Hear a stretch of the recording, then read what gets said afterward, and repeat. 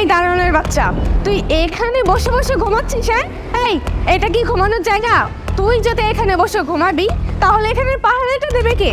আর তোকে কি এখানে ক্লাস দেওয়া হয়েছে শুধুমাত্র ঘুমানোর জন্যে? আপনি কে? আপনি আমাকে লাথি কেন মারলেন? ও আচ্ছা, এখন আমি কি এটাও তোকে বলতে হবে? একে তো এখানে নিজের কাজ রেখে বসে বসে ঘুমোচ্ছিলি, আবার আমার মুখে মুখে তর্ক। দাঁড়া, তোকে দেখাচ্ছি। আরে ম্যাডাম, আপনি আমার কথা না শুনে শুধু শুধু আমাকে মারছেন কেন? আমার অপরাধটা কি? তোকে মারবো না, তোকে ছেড়ে দেব? এই, তোকে এখানে কি কারণে রাখা হয়েছে? পাহারা দেওয়ার জন্যে, আর তুই সেটা রেখে এখানে বসে বসে ঘুমাচ্ছিস? আসলে ম্যাডাম আমি ঘুমাচ্ছিলাম না, আমার শরীরটা একটু খারাপ, জ্বর জ্বর ভাব, তাই চোখ লেগে এসেছিল। ও আচ্ছা, জ্বর তাই না? শরীর খারাপ, খুব অসুস্থ। তোদের মতন ছোট লোকদের না আমি খুব ভালো করেই চিনি। তোরা শুধুমাত্র একটা জিনিসই পারিস, যে কাজে কিভাবে ফাঁকি দেওয়া যায়। দেখুন ম্যাডাম, আপনার হয়তো কোথাও ভুল হচ্ছে। আমি এখানে 5 বছর ধরে কাজ করি, আর কেউ আমার সাথে এমন ব্যবহার করেনি। আপনার হয়তো কোথাও ভুল হচ্ছে। এই দারোয়ানের বাচ্চা, করছিস তো এখানে দারোয়ানের চাকরি, আর এখানে দাঁড়িয়ে আমার সামনে আমার মুখে মুখে তর্ক করছিস? দাঁড়া, তোর চাকরি কিভাবে থাকে সেটাও আমি দেখে নিচ্ছি।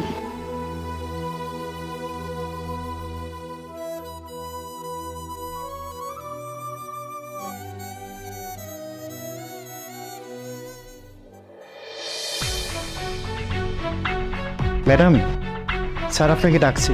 আচ্ছা ঠিক আছে, আপনি জান, আমি আসতেছি।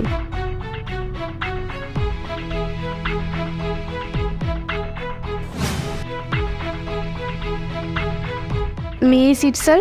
শিওর।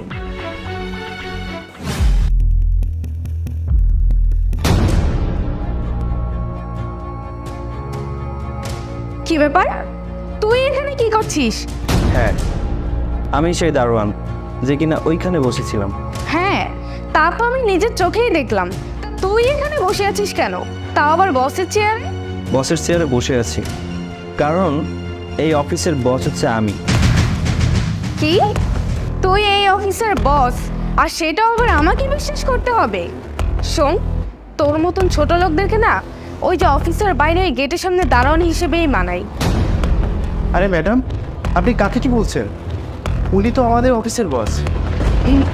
মানে কি বলছেন আপনি এসব? শুনুন, আমি ওখানে দারোয়ান সেজে বসেছিলাম শুধুমাত্র একটাই কারণে। আমি আমার নতুন ম্যানেজারকে একটু পরীক্ষা করতে চেয়েছিলাম, আর দেখতে চেয়েছিলাম সে মানুষ হিসেবে কেমন, সৎ নাকি অসৎ। কিন্তু আপনি মানুষ হিসেবে একটু ভালো না, আপনি পরীক্ষায় ফেল করেছেন।